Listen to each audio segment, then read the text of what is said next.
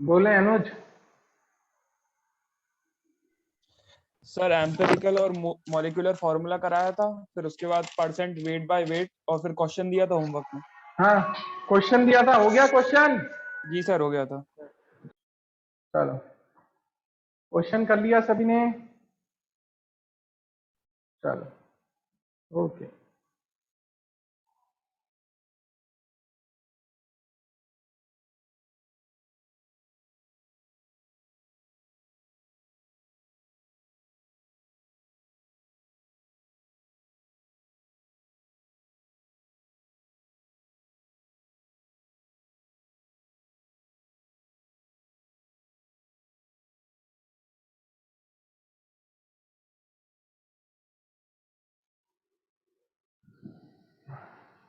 चलो, तो पहला वाला जो फर्स्ट किया था अपन ने, तो उसमें कार्बन कितना था? 40.684। हाइड्रोजन था 5.085%। तो अब रिमेनिंग मैंने बताया था क्या रहेगा बेटा? ऑक्सीजन। तो ऑक्सीजन कितना रहेगा? 54.228%। 54.228%। सुन रहे हो? अरे बोलो, पॉइंट समझ में आ गए? चलो,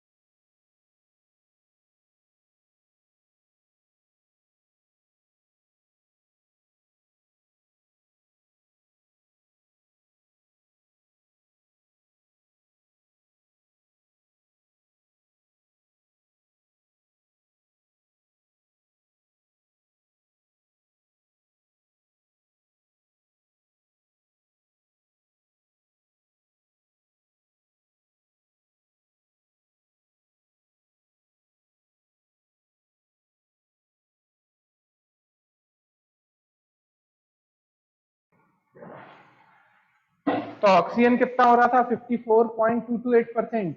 टोटल 100 हो रहा है। अरे बोले, हाँ, 54 पॉइंट समथिंग परसेंट आ रहा है। 100 माइनस करा है होगा आपने। ठीक है, टोटल परसेंट 100 लेना है। उस हिसाब से अपन सॉल्व करेंगे बेटा। तो इसको किया था सभी ने। चलो, अब मुझे बताओ फॉर्मूला क्या आया? बोले रुद्रेश।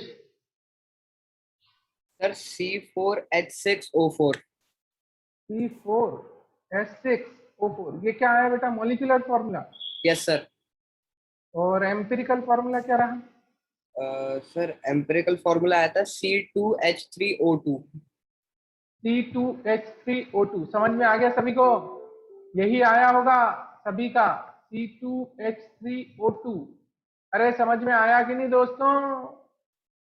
ऋषित, सो तो नहीं गए? ठीक है?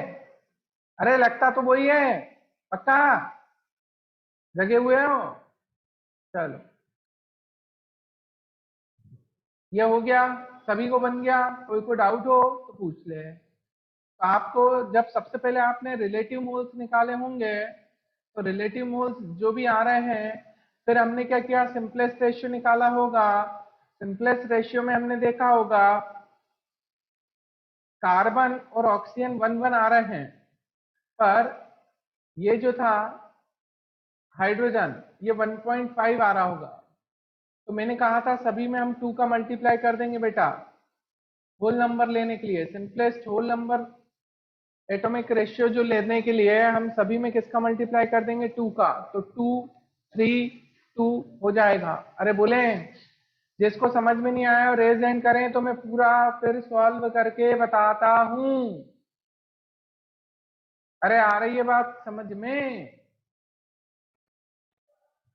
आ गया मतलब? चलो, नहीं तो सेकेंड वाले से समझ में आ जाएगा। लिखो, an oxide of nitrogen, an oxide of nitrogen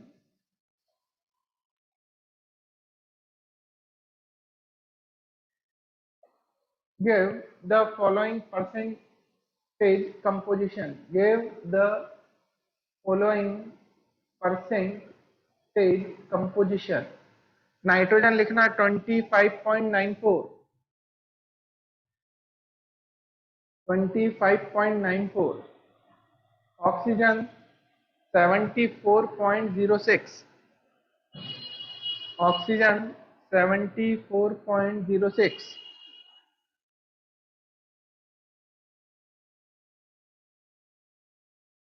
$74.06.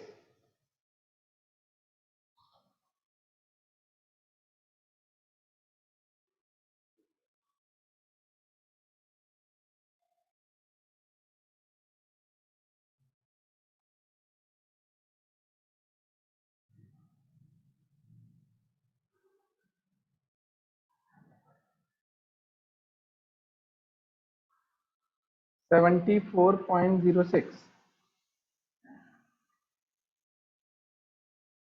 Okay, calculate the empirical formula of the compound. Calculate the empirical formula of the compound.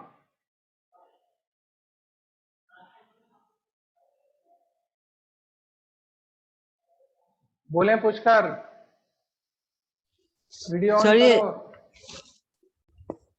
Sir ये नाइट्रोजन मतलब कितना परसेंट बोला था आपने? 25.94, oxygen 74.06,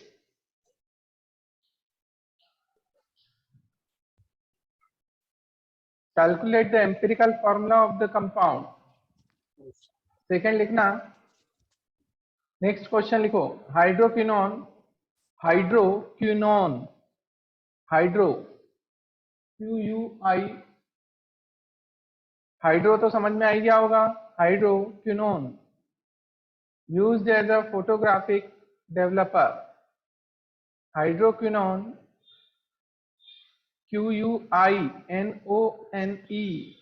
hydroquinone used as a photographic developer.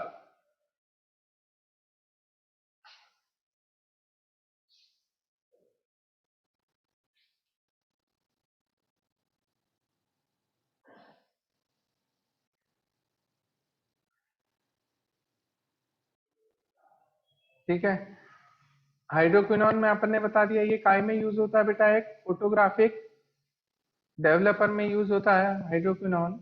अब इसमें ध्यान रखना, परसेंट ऑफ कार्बन, बोले पुष्कर।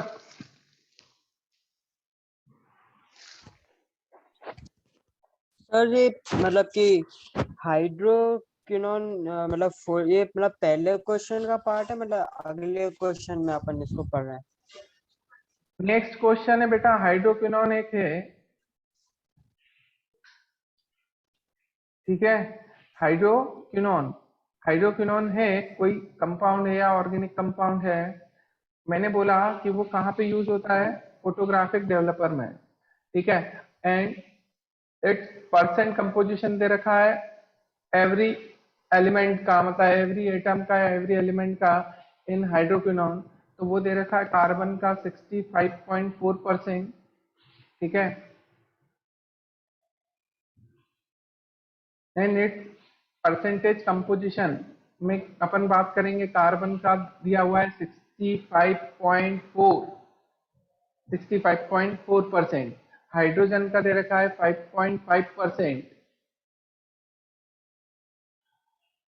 ऑक्सीजन का दे रखा है 29.1%, 29.1%, ठीक है। ये बाय मास, सभी बाय मास है, मतलब वेट बाय वेट गिवन है दोस्तों। What is the empirical formula of hydroquinone? What is the empirical formula of hydroquinone?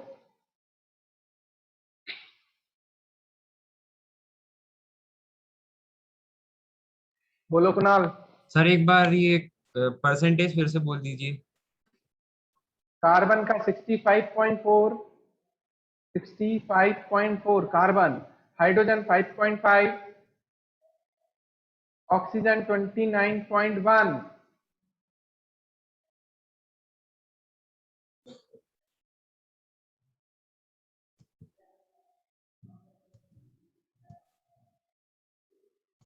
बोले यश। सर एक बार क्वेश्चन रिपीट कर दे रहे हैं सर, कनेक्शन प्रॉब्लम थी तो मैं लीव हो गया था मीटिंग से। हाइड्रोक्विनोन लिया था, फिर लिखा था अपन ने hydroquinone sir used as a nitrogen photographic और डेवलपर। ऑक्सीजन का परसेंट लिखवाया था ना आपने उसके बाद से। अच्छा, what is the empirical formula of hydroquinone? Oxygen का परसेंटेज लिखवाया था। मेरी बात सुनो, तुमने कौन सा क्वेश्चन लिखा है? फर्स्ट और दो दिए हैं, एक क्वेश्चन में hydroquinone used as a photographic developer note कर लिया था। यस, सर मैंने नाइट्रोजन और ऑक्सीजन का परसेंट लिखवाया था वहां तक नोट किया है। अच्छा वो कर लिया था नाइट्रोजन। तो calculate the empirical formula of the compound. देखो, calculate the empirical formula of the compound.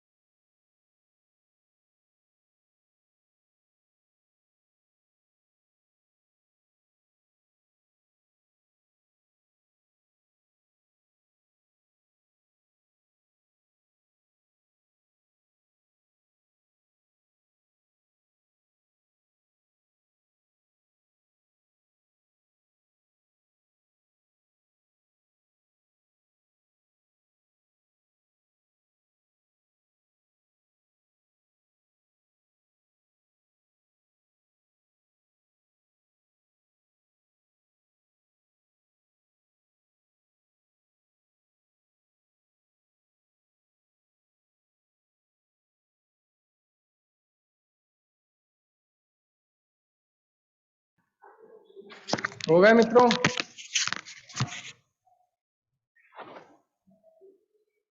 बोलो दिव्यांश। सर फर्स्ट का आंसर है N1O2। N1O2 फिर से चेक करो बेटा एक बार सही से एकदम।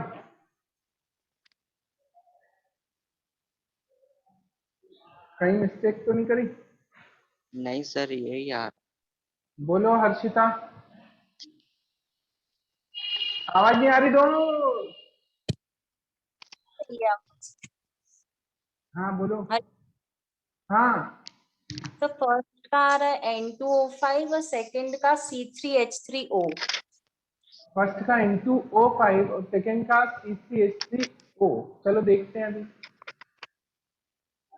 बोलो प्रांजल। सर फर्स्ट का है N2O5, सेकंड का है C6H7O। C6H7O ओ। फिर से चेक करो बेटा सेकंड। Yes sir. और कौन बोले? समर्थ। सर पहले का है N2O5 और दूसरे का है C3H3O। C3H3O। अच्छा चलो बोलो वेदांत।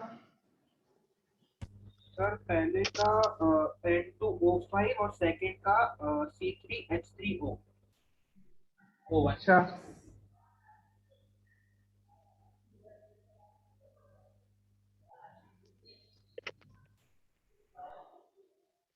चलो फिर स्नेहा राय।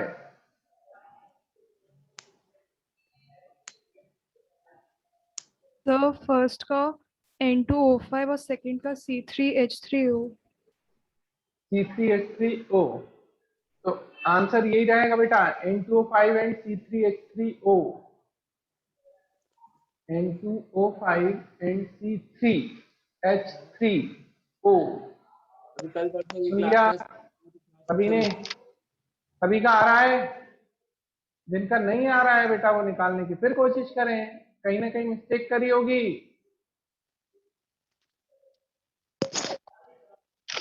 बोलो प्रांजल।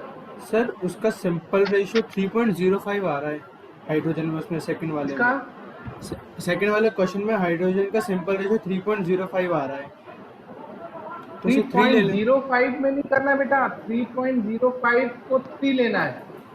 ओके सर, मैंने उसे इंटू कर दिया इसलिए मैं 3.5 बड़ा होता, आ गया था। 3.5 होता तो हम मल्टीप्लाई 2 का करते सभी में, पर 3.05 है तो 05 तो कोई मतलब का नहीं, हटा देंगे उसको 05 ओके तो सर। 3 ले लेंगे। ठीक है 3.5 होता, 1.5 होता, 0.5 होता, मतलब 0.5 होता तो हम सब में मल्टीप्लाई 2 का करते, पर 3.05 में नहीं करेंगे दोस्तों। सुन रहे हो?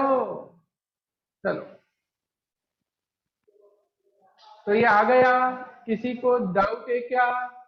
चलो पहला मैं बता देता हूं। फर्स्ट क्या था? नाइट्रोजन का ऑक्साइड का। तो नाइट्रोजन का कितना दे रखा है? 25.94।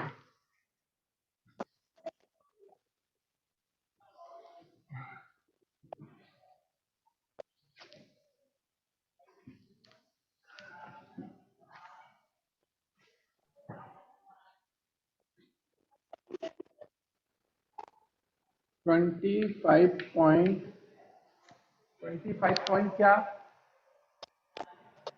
94। ठीक है ये नाइट्रोजन का परसेंटेज है। ऑक्सीजन का कितना है? 74.06। अब मैंने क्या कहा? ये परसेंटेज नाइट्रोजन का बेटा, ये ऑक्सीजन का है। अब एटॉमिक मास तुम्हें पता ही है, तो अपन सीधे रिलेटिव मोल्स निकाल देते हैं। क्या निकाल देते हैं? Relative moles. अब रिलेटिव मोल्स क्या होता है बेटा? जो भी परसेंटेज दिया होता है divided by molar atomic mass. Molar atomic mass. तो यहाँ पे कितना हो जाएगा? 25.94 डिवाइडेड बाय क्या करना है? नाइट्रोजन का मास होता है 14, यहाँ पे 74.06। ठीक है डिवाइडेड बाय कितना करना है? 16। आ रही है बात समझ में? अरे बोले कोई दिक्कत तो नहीं? अब इससे वैल्यू क्या आ रही है? 25.0 कितना 25.94 25.94 डिवाइडेड बाय आपको कितना करना है बेटा 14, तो क्या वैल्यू आ रही है बोलो अर्शिता? 25 हाँ बोले। सर जो 25.94 है उसे उसको उसकी वैल्यू लोएस्ट आएगी और 74.06 की जो वैल्यू है सर मैं वो ज्यादा आएगी, तो 74 को मतलब उसको जो डिनोमिनेटर में रखेंगे और उसको न्यूमरेटर में, तो सर मैंने डायरेक्ट किया था, मतलब पहले वैल्यू निकालने की बजाय सीधे मल्टीप्लाई कर दिया था। सीधे मल्टीप्लाई कर दिया था, कैसे? मतलब जैसे 25.94 अपॉन 14 जो थी वो लोएस्ट वैल्यू थी, तो उसको तो हाँ नाइट्रोजन के साथ ही रखते, तो उसका डिवाइड करने पर तो 1 ही आता, तो वो मैंने 1 लिख दिया था। और ऑक्सीजन है हाँ 74.06 अपॉन 16 और रेसिप्रोकल करके मैंने हाँ मल्टीप्लाई किया 14 अपॉन 25.94, तो उसका आंसर आया था हाँ 2.4, तो उसको मैंने 2.5 लिया और दोनों में 2 का मल्टीप्लाई कर दिया था, तो N2O5 आ गया था। 2.4 है तो बेटा 2.95 थोड़ी ना ले सकते हैं। मतलब वो 2.49 ऐसे अप्रोक्स में कुछ आ रहा था। हाँ तो 2.5 ले सकते हैं। हाँ सर, इसीलिए। ठीक है। हाँ, हाँ फिर क्या किया? और फिर वो 1 था और ये 2.5 था, तो दोनों में 2 का मल्टीप्लाई कर दिया, तो N2 हो गया मल्टीप्लाई कर और दिया हाँ O5 हो गया था। तो 5 हो गया। ठीक है, ओके मित्र। सर बोलो सर दिव्यांश। मैंने यहाँ पर 2.5 नहीं लिया, 2 ही लिया था। तू क्यों लिया था दोस्त? सर वो 2.4 आ रही थी तो इसलिए मैंने 2 ले लिया। तो 2.4 के आगे भी देखना पड़ेगा ना, एक डिजिट और देखो। ठीक है। सुन रहे हो? Yes sir. और जैसे 25.94 डिवाइडेड बाय आप 15 करोगे तो वैल्यू आएगी 1.85। कितनी आएगी? 1.85। सुन रहे हो? क्या आएगी? 1.85। आ रही है बात समझ में? सेकेंड हम यदि करेंगे, सेकेंड सेकेंड क्या था 74 पॉइंट कितना 06 डिवाइडेड बाय यदि आप 16 करोगे तो आएगी 4.62। 4.62 इसका आएगा 4.62, इसका आएगा 1.85। अब लोएस्ट वैल्यू कौन सी है? ये है। तो जब सिंपलेस्ट रेशियो निकालेंगे, रेशियो तो मैंने बताया था ये तो वैल्यू क्या आ जाएगी बेटा 1, और ये 4.62 डिवाइडेड बाय 1.85। ठीक है, आ रही बात समझ में? अरे बोले जैसे भी आपको सॉल्व करना हो आप लोएस्ट वैल्यू ले लो, फिर आप जैसे भी सॉल्व करना चाहते हो वो कर सकते हो बेटा। यदि आपको ये समझ में आ जाए ठीक है कि लोएस्ट वैल्यू क्या है। अरे बोले सुन रहे हो?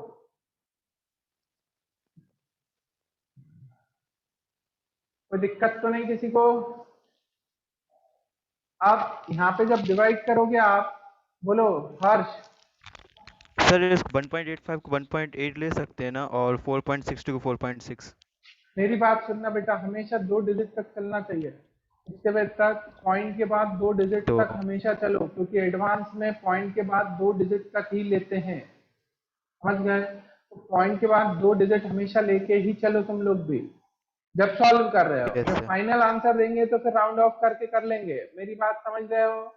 पर ये पॉइंट के बाद 2 डिजिट तक सभी बच्चों को सॉल्व करना ही है। अभी से प्रैक्टिस करेंगे तब जाके फाइनल तक अपन कवर कर पाएंगे। समझ गए? हमेशा यस पॉइंट के सर। बाद 2 डिजिट तक लाने की हमेशा कोशिश करना है। जेई एडवांस हो जेई मेंस में कैलकुलेशन अब बहुत आ रही है। ठीक है, समझ गए? इस साल नहीं आई थी जेई मेंस में, पर कुछ कुछ पेपर्स ऐसे थे जिसमें कैलकुलेशन अच्छी थी, और कुछ कुछ पेपर ऐसे थे जेई मेंस के जिसमें थ्योरेटिकल ज्यादा था। ठीक है, तो हम दोनों तरह से तैयार कराएंगे आपको कि थ्योरेटिकल में भी आप कर पाओ, और समझ गए जब न्यूमेरिकल पोर्शन आए तो उसमें भी कवर कर पाओ। ठीक है, सुन लिया सबने? कोई दिक्कत तो नहीं? लॉक कर दें?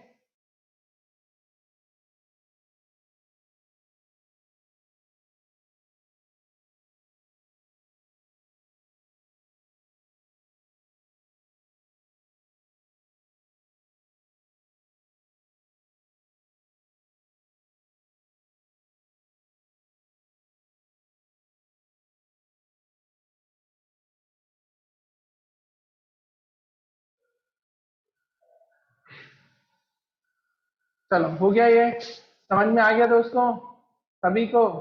तो एक क्या आ जाएगा, ये आ जाएगा 2.5 अप्रोक्स में, तो ये 2.5 आ रहा है, और ये कितना आ रहा है, 1 आ रहा है। तो अब हम इसमें भी 2 का मल्टीप्लाई कर दें, इसमें भी 2 का मल्टीप्लाई कर दें, तो ये वैल्यू आ जाएगी 2, क्या आ जाएगी, क्या 5, ये क्या आ जाएगी 5।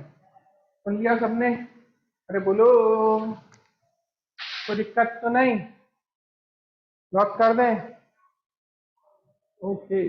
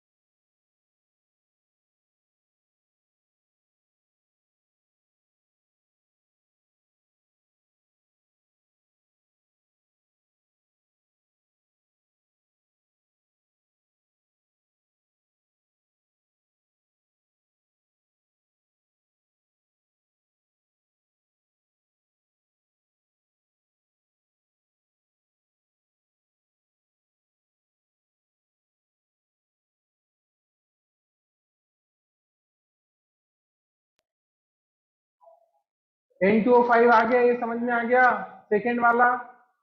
अभी किसको डाउट था वो बताओ मुझे।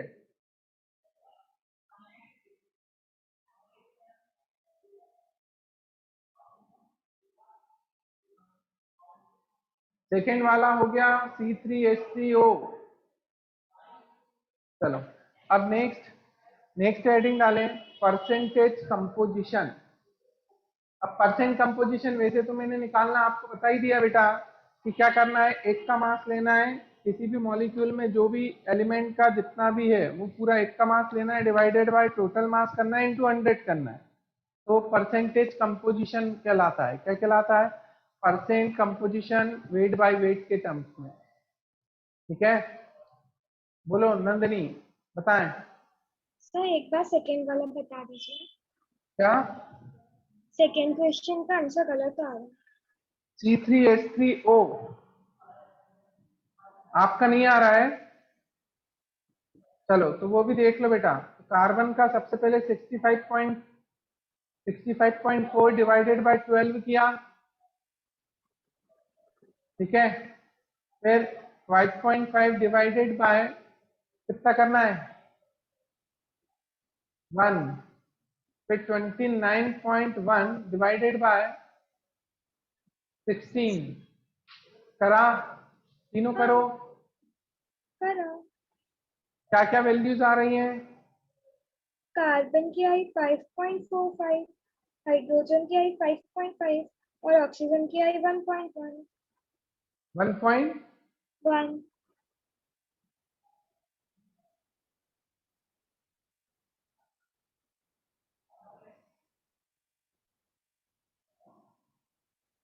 पहली आई आपकी 5.45,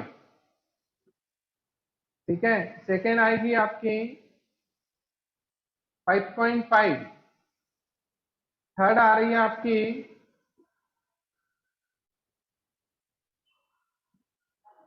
1.8।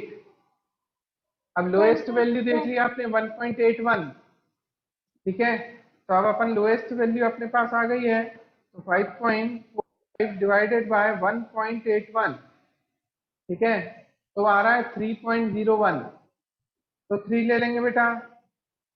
3.01 आ रहा है तो क्या ले लेंगे 3, फिर अपन क्या करेंगे 5.5 डिवाइडेड बाय वही 1.81, तो वो भी 3.03 आ रहा है। पहले 3.01 आ रहा था 4.5 में, इसमें 3.03 आ रहा है तो 3 आ गया। अब 1.81 तो वो 1 आ गया, तो आ तो गया 331, ठीक है। अरे मित्रों 1.8 को डायरेक्ट 2 मत लिखना, पहले मैंने कहा है सिंपलेस्ट रेशियो में करने के लिए रिलेटिव मोल्स जितने आए उसमें लोएस्ट वैल्यू जो आए उसका सब में डिवाइड करना। तो 1.8 में 1.8 का डिवाइड करोगे तो वैल्यू क्या आएगी 1 आएगी कि नहीं? अरे बोले, एक आ रहा था आपका, फर्स्ट आ रहा था 5.45, दूसरा था 5.5, थर्ड आ रहा है 1.81, तो अब 1.81 लोएस्ट वैल्यू है, तो हम 5.45 डिवाइडेड बाय 1.81 करेंगे, सिंपलेस्ट निकालना है दोस्तों, सिंपलेस्ट रेशियो में। अरे बोलो, simplest whole number atomic ratio निकालने के लिए हम क्या करेंगे, वो अलग चलता है, और सिंपलेस्ट एटॉमिक रेशियो निकालने के लिए हम क्या करते हैं, जो रिलेटिव मोल्स आता है divided by lowest value of relative moles. तो इन तीनों में 5.45, 5.55 और 1.81 में लोएस्ट 1.81 था, तो हमने क्या किया 5.45 डिवाइडेड बाय 1.81, तो वैल्यू क्या आ गई बेटा 3.01। फिर दूसरा अपन ने किया 5.55 डिवाइडेड बाय 1.81, तो ये आ रहा है 3.03, तो इसको 3 लिख सकते हैं, 3.01 को भी हम 3 लिख सकते हैं। फिर आ रहा है लास्ट में 1.81 अपॉन 1.81, वैल्यू 1 आ गई, सुन रहे हो? तो 1.8 को डायरेक्ट 2 नहीं करना है, पहले सिंपलेस्ट उसमें तो चेंज करो रिलेटिव मोल से। अरे बोलो यार, रिलेटिव मोल से डायरेक्ट होल नंबर में नहीं लाना है। अरे बोलो, समझ में आया कि नहीं? चलो आ गया ये? सो तो नहीं गया कोई? नेक्स्ट आ जाओ, परसेंटेज कंपोजिशन। परसेंटेज कंपोजिशन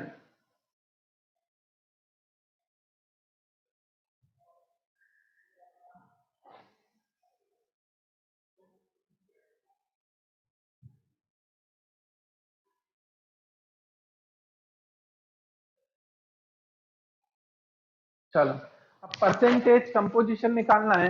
तो जैसे कोई भी एक मॉलिक्यूल लेता हूं बेटा मैं,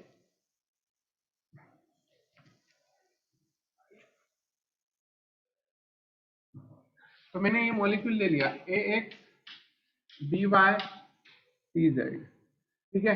तो अब percent composition of A in AX BY CZ is equal to क्या होगा? Atomic mass of A into, ठीक है, या फिर मैं पूरा लिखूं, atomic mass of A into, ठीक है, इनटू में क्या रहेगा? नंबर ऑफ A, ठीक है, डिवाइडेड बाय मोलिकुलर मास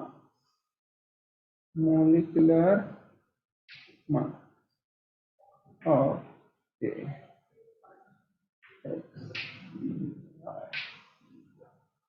ठीक है, molecular mass of AX BY CZ। यहाँ पे एटॉमिक मास ऑफ A को क्या लिखेंगे अपन? A में, ठीक है, इनटू, ये इनटू को पॉइंट में ले लेता हूँ, क्यों? क्योंकि ये मेरे को दिक्कत देगा। इनटू x क्या था? नंबर था, divided by molar mass of AX BY CZ into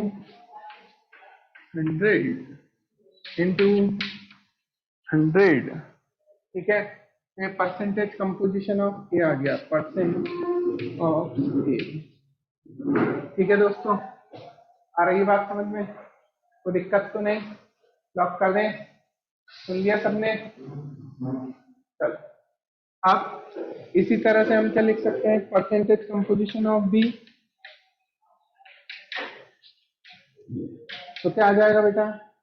molar mass of B into क्या? वाई, कितने थे? वाई थे ये, divided by molar mass of X B Y C Z into 100, ठीक है।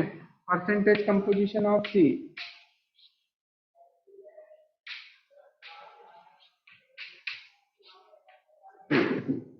तो ये क्या रहेगा बेटा? M C into Z upon molar mass of X B Y और सी जेड इंटू 100। आ रहा है? एग्जाम्पल आप लोग ले लेना, H2SO4। तो इसमें परसेंटेज ऑफ एक्स निकालना, परसेंटेज ऑफ एस निकालना, परसेंटेज ऑफ ओ निकालना, ठीक है। करो, आप नोट कर लो ये।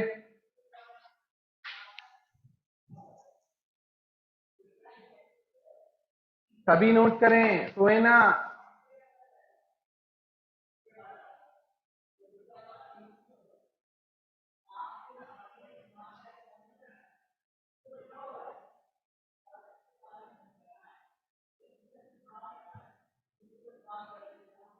वीडियो बंद करके कहाँ घूमने निकल जाते हो क्या तुम लोग? कि जैसे हम उस पे हुए, फटाफट इधर उधर बातें करी, चेकिंग करी, फुर्सत हुए, क्यों? अभी भी समझ में नहीं आ रहा है मेरे ख्याल से। कोई गल नहीं मित्रों, मिलेंगे तब बताएंगे।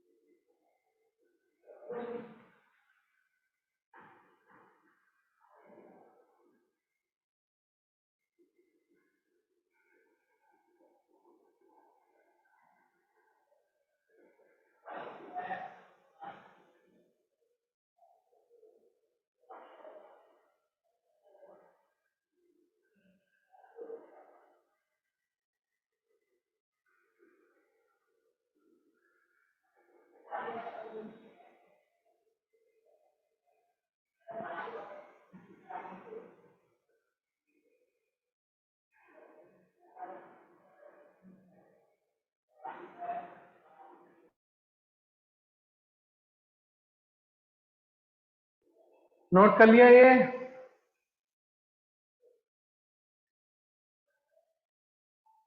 अब एग्जांपल लेना है H2SO4, तो उसमें परसेंट कंपोजिशन ऑफ H निकाल दो, परसेंट कंपोजिशन ऑफ S निकाल दो, परसेंट कंपोजिशन ऑफ O निकाल दो। सुन लिया सभी ने?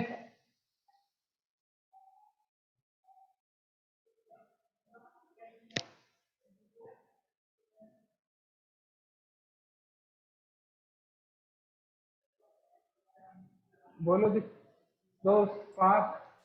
सर हाइड्रोजन का 2.04% आया है। तो किया क्या है बेटा अपन ने?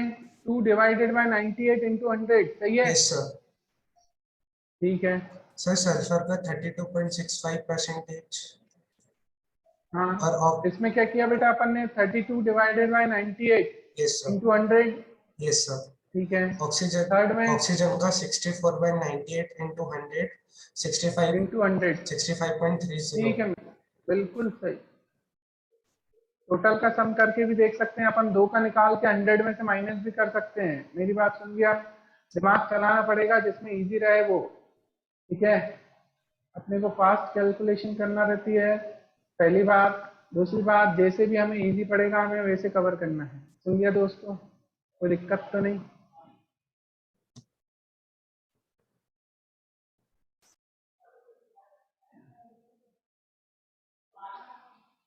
और कोई भी स्टूडेंट यहाँ पे कॉपीज तो नहीं रखी है ना बेटा कोचिंग पे? क्योंकि कोचिंग शिफ्ट होगी अब। तो जो भी पुराने स्टूडेंट्स हैं जिनका कोई भी मटेरियल यदि रखा हो तो वो आके लेके जाना, ठीक है।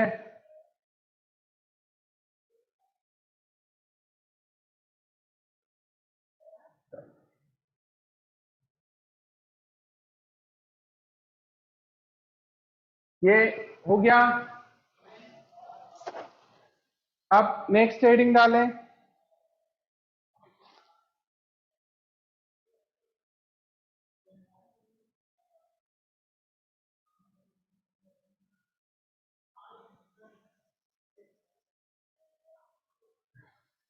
स्टोइक्योमेट्री, STOI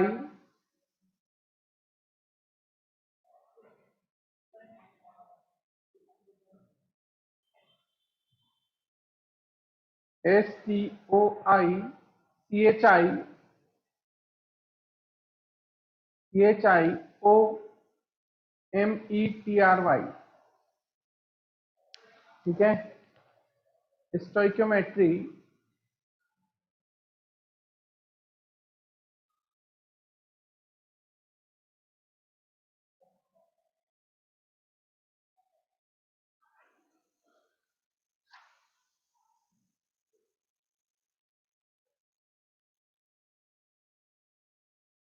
अब स्टोइक्योमेट्री को समझने के लिए बेटा, मोल सबको आता है, कोई दिक्कत तो नहीं है किसी को भी? अरे बोले, मोल सबको आता है ना? मोल क्या होता है? Number of particles divided by Avogadro number, mass upon molar mass, volume of gas at STP और एनटीपी डिवाइडेड बाय 22.4 लीटर। अरे बोले, यही देता है? कोई दिक्कत तो नहीं किसी को भी? चलो,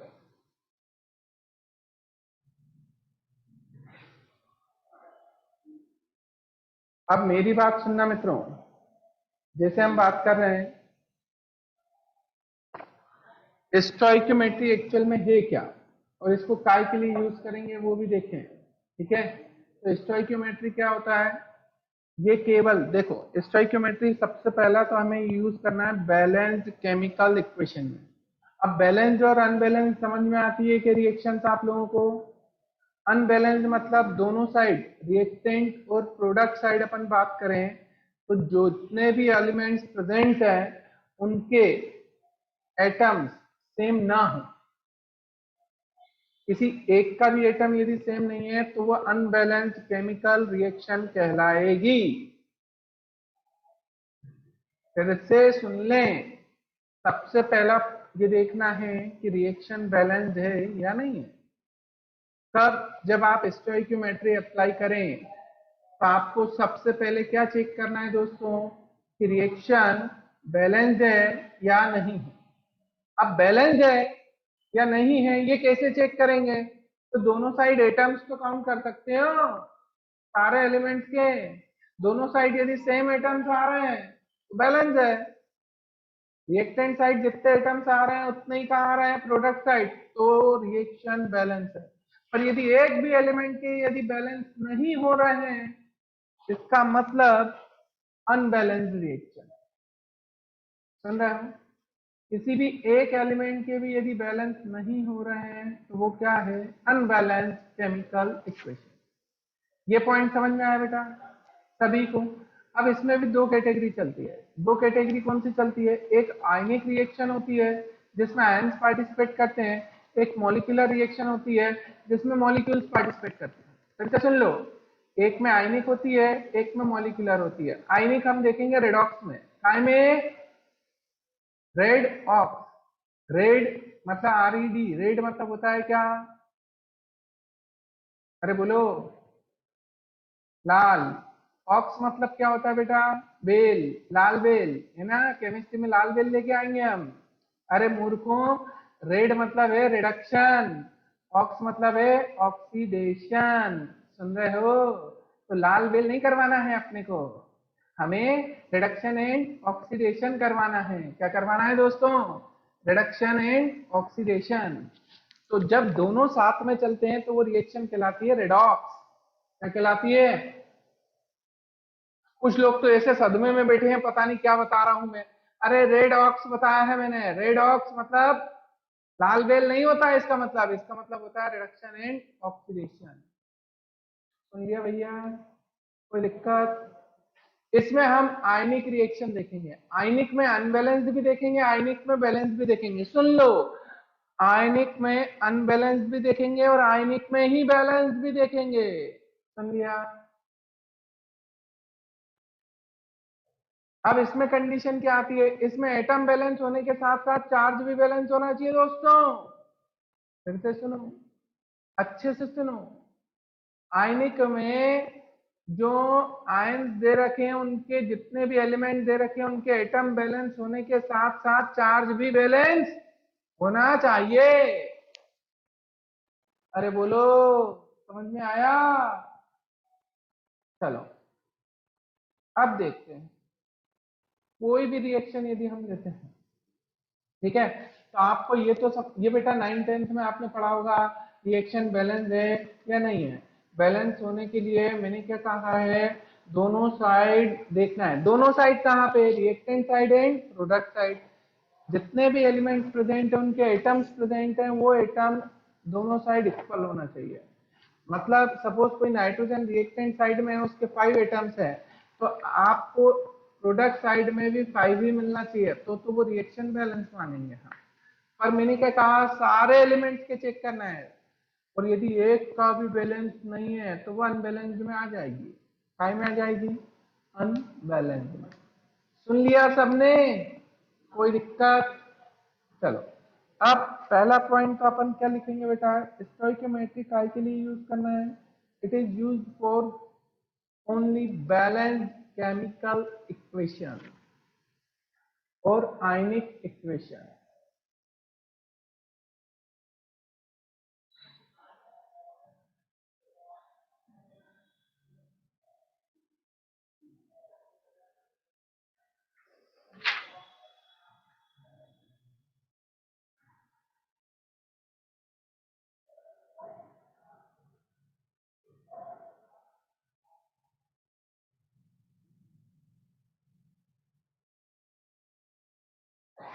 अब जैसे अपन एग्जांपल लेते हैं बैलेंस्ड और अनबैलेंस्ड के लिए, तो बैलेंस्ड केमिकल इक्वेशन और अनबैलेंस्ड के लिए, तो कंबशन रिएक्शन पढ़ी थी क्या आप लोगों ने कहीं पे? कंबशन मतलब होता है एयर के प्रेजेंस में बर्न करना। किसके? एयर के प्रेजेंस में। कंबशन मतलब क्या होता है बेटा? एयर के प्रेजेंस में बर्न करना। बोले रुद्रेश। सर एक बार लास्ट लाइन रिपीट कर दीजिए। कौन सी लाइन थी लास्ट? सर आपने बताया था ना कि आयनिक इसमें यूज होगा। आयनिक? सर आपने भी बताया था ना स्टोइकियोमेट्रिक इक्वेशन का। मैंने कहा है बैलेंस केमिकल इक्वेशन पे होती है, बैलेंस आयनिक इक्वेशन पे भी होती है और बैलेंस केमिकल इक्वेशन पे भी होती है, मॉलिक्यूलर रिएक्शन पे। ठीक है, दोनों में हो सकती है। मेरी बात सुन रहे हैं?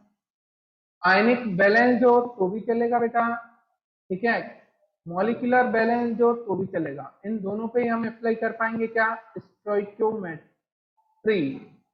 स्टोइकियोमेट्री हम किस पे अप्लाई कर पाएंगे? सुन लिया? केवल बैलेंस इक्वेशन पे, केवल बैलेंस इक्वेशन पे। सुन लिया सभी ने? चलो अब जैसे रिएक्शन लिखते हैं अपन,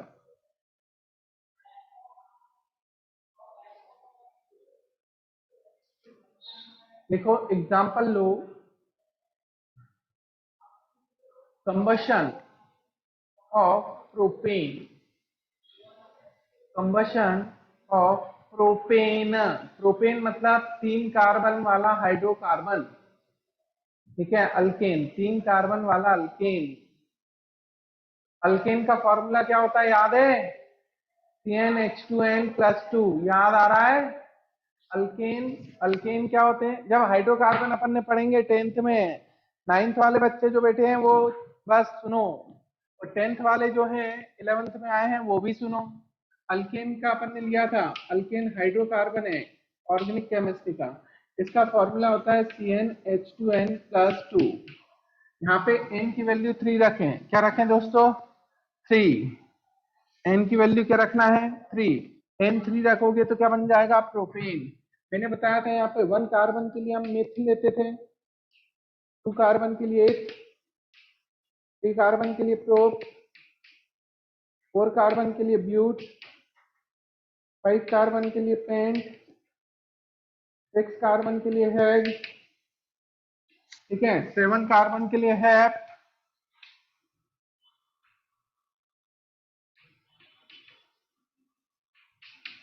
8 कार्बन के लिए ऑक, 9 कार्बन के लिए नोन, 10 कार्बन के लिए डेक, 11 के लिए अनडेक, 12 के लिए डोडेक, ठीक है, 13 के लिए ट्राइडेक, ठीक है, ऐसे चलते हैं दोस्तों। अब मैंने क्या कहा? n की वैल्यू अपन ने 1 रखी, 1 रखा तो अपना बनता है CH4, इसको बोलते हैं मीथेन, अल्केन है ये, ठीक है। तो इसमें 3 पार्ट देखे थे अपन ने। अरे ये नोट नहीं करना है, ये नोट नहीं करना है किसी को, सुन लिया? क्यों नहीं करना है? ये कोई इसका ही नहीं कर रहा हूं मैं, ये सब कर चुके हैं हम पहले, बस याद दिला रहा हूं। अल्केन, अल्कीन और अल्काइन पढ़े थे हमने 10th में, ठीक है। तो मैंने बताया था इसका फॉर्मूला क्या होता है? CnH2n+2। इसका फॉर्मूला होता है CnH2n, इसका CnH2n-2। यहाँ पे मीथेन आ गया क्योंकि 1 कार्बन, ये 2 कार्बन से होते हैं।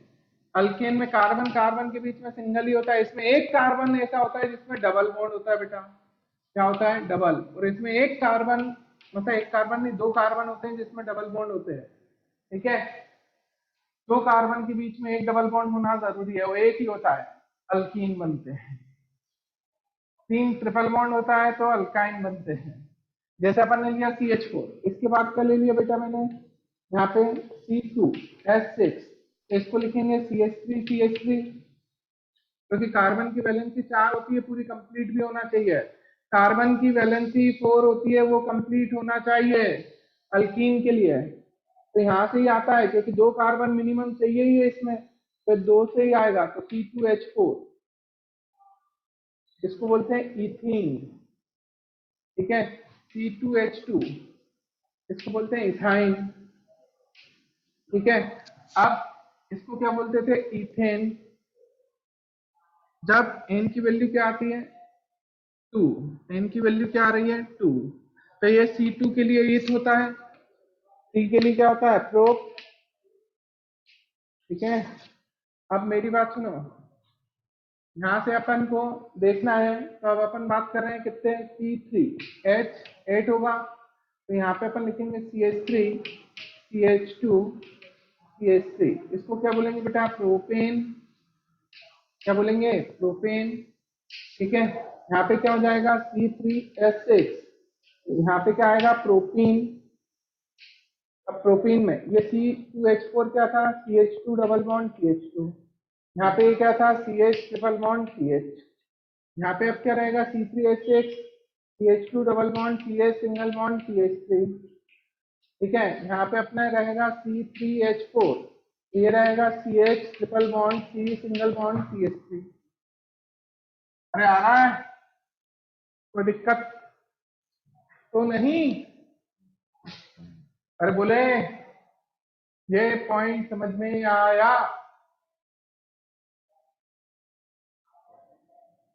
सभी को?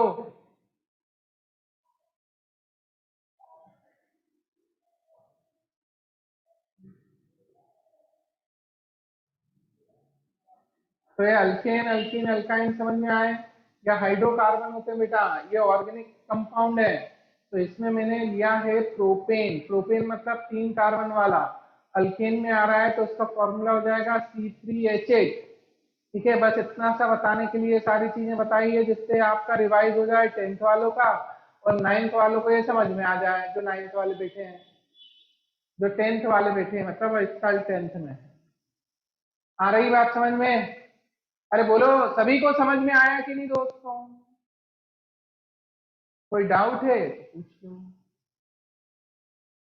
ठीक है। तो हम बात करेंगे प्रोपेन, कार्बन की वैलेंसी कितनी रखना है बेटा 4 रखना है, उस हिसाब से बनाते हैं, ठीक है। और जैसे ये टॉपिक कवर होगा 10th वालों के लिए, वैसे ये बहुत अच्छे से क्लियर हो जाएगा। और अभी हम नाम ले रहे हैं 3 कार्बन के लिए, तो प्रोपेन दिया सामने, तो प्रोपेन का फॉर्मूला होता है C3H8, और इसमें ये याद रखना अल्केन अल्कीन अल्काइन में 4 कार्बन तक गैसियस होते हैं, फिर 15 कार्बन 16 17 तक ये लिक्विड में होते हैं, इसके बाद ये वैक्सी सॉलिड होते हैं। 4 कार्बन तक क्या लेना है गैस, ठीक है। जनरली याद रखने का तरीका बता रहा हूँ, 4 कार्बन तक क्या लेना है बेटा गैस, इससे ऊपर जाओगे तो लिक्विड, C4 से C17 तक लिक्विड, फिर इसके बाद वैक्सी सॉलिड, सॉलिड स्टेट में आएंगे, ठीक है। सुन लिया सभी ने? तो अभी C3H8 लिया तो ये गैसियस स्टेट में होगा, काय में होगा गैसियस में, क्योंकि मैंने कहा है 4 कार्बन तक गैस होता है। अरे बोलो ना यार, चलो अब मैंने C3H8 लिया, इसको O2 के प्रेजेंस में बंद कर देना है, तो जिसको नोट करना है वो नोट कर लेना है, जिसको नहीं पता हो नोट कर लो बेटा, जिसको नहीं पता हो वो नोट कर ले।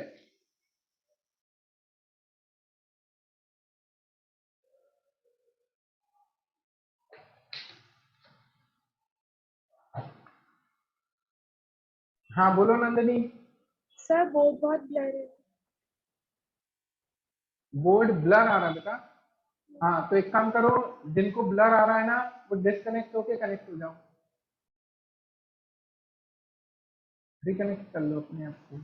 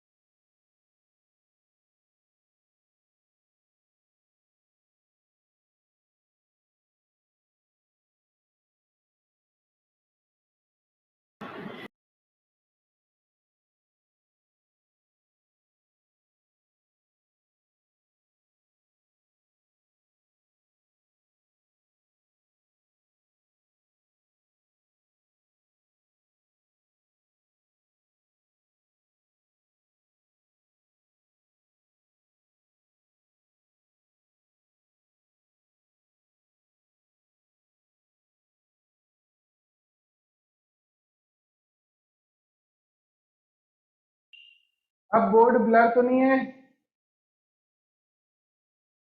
चलो ये पॉइंट समझ में आ गए दोस्तों। अब इसमें एग्जांपल हम ले रहे हैं C3H8, ठीक है। अब इसको O2 के प्रेजेंस में बर्न करना है। तो जब बर्न करते हैं बेटा, तो कभी भी किसी भी चीज को जलाते हैं, यदि उसमें कार्बन प्रेजेंट है तो वो कार्बन डाइऑक्साइड में जाता है, यदि कंप्लीट कंबशन होता है तो, और पार्शियल कंबशन होता है तो कार्बन मोनोऑक्साइड में जाता है। फिर से सुन लो बेटा, कार्बन यदि किसी भी मैटर में प्रेजेंट है और उसका कंप्लीट कंबशन करवा रहे हैं, क्या करवा रहे हैं? कंप्लीट कंबशन, ठीक है। क्या करवा रहे हैं दोस्तों? कंप्लीट कंबशन, ठीक है। तो वो CO2 में जाएगा और हाइड्रोजन जाएगा H2O में, ठीक है। तो अब देखो C3H8 लिखा, जैसे क्या लिखा? C3H8।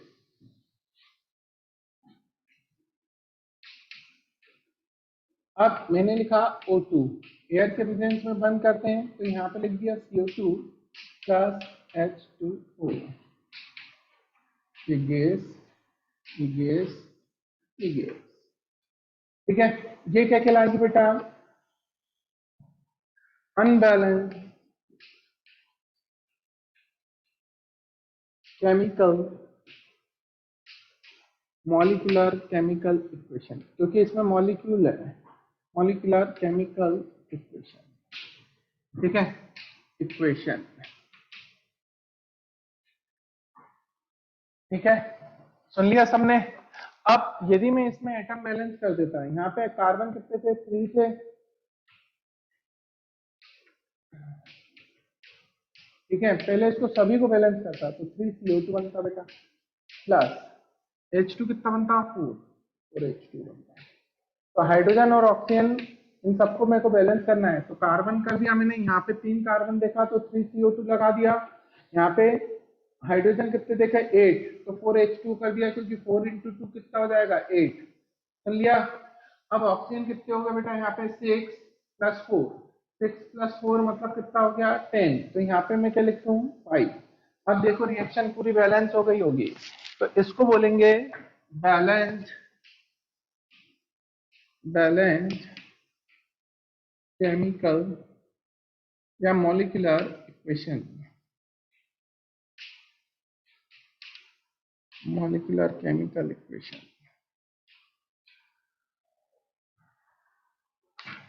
समझ में आया? ये सेकेंड रिएक्शन जो थी वो बैलेंस है, क्योंकि दोनों साइड एटम बैलेंस हो रहे हैं। कार्बन इधर भी 3 है, उधर भी 3 है। पहली रिएक्शन में कार्बन इधर 3 थे, उधर कार्बन 1 ही दिख रहा है CO2 का, ठीक है, तो वो अनबैलेंस्ड है। नीचे वाली पूरी बैलेंस है, देख लो, ऑक्सीजन एटम भी बैलेंस होंगे, हाइड्रोजन एटम भी और कार्बन, तो इसको बोलेंगे अपन balance chemical equation, balance molecular equation भी बोलते हैं। क्या बोलते हैं? बैलेंस मॉलिक्यूलर इक्वेशन, ठीक है। सुन लिया सभी ने? अरे बोलो।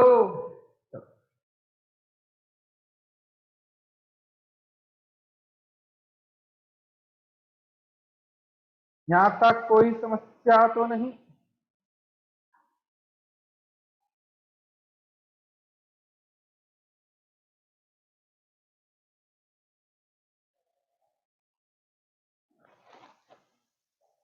चलो इसके आगे नेक्स्ट कल देखेंगे दोस्तों, ठीक है। कल स्टार्ट करेंगे अपन स्टोइकियोमेट्री। क्या स्टार्ट करेंगे? स्टोइकियोमेट्री। वैसे मैंने पहले बताया था, यदि कोई भी बैलेंस केमिकल इक्वेशन है तो उसके आगे जो कोएफिशिएंट आते हैं, जैसे यहाँ पे आया C3H8 प्लस 5O2, तो ये 5 क्या है? Stoichiometric coefficient of O2, oxygen D 5, ठीक है। C3H8 है, उसके आगे कुछ नहीं लिखा, मतलब उसका स्टोइकियोमेट्रिक कोएफिशिएंट क्या होगा? 1, सुन रहे हो? फिर आता है 3CO2, मतलब CO2 का स्टोइकियोमेट्रिक कोएफिशिएंट होगा 3 इस रिएक्शन में, और H2O का स्टोइकियोमेट्रिक कोएफिशिएंट क्या होगा? 4। तो ये एक्चुअल में जो स्टोइकियोमेट्रिक कोएफिशिएंट्स हैं, ये रिएक्शन में ये बताते हैं कि किसका कितना पार्ट पार्टिसिपेट करेगा और किसका कितना पार्ट फॉर्म होगा। सुन लिया सभी ने? अरे बोले, किसका कितना पार्ट पार्टिसिपेट करेगा और किसका कितना पार्ट फॉर्म होगा, ठीक है दोस्तों। चलो अब इसके आगे नेक्स्ट कल देखेंगे। Okay bye bye.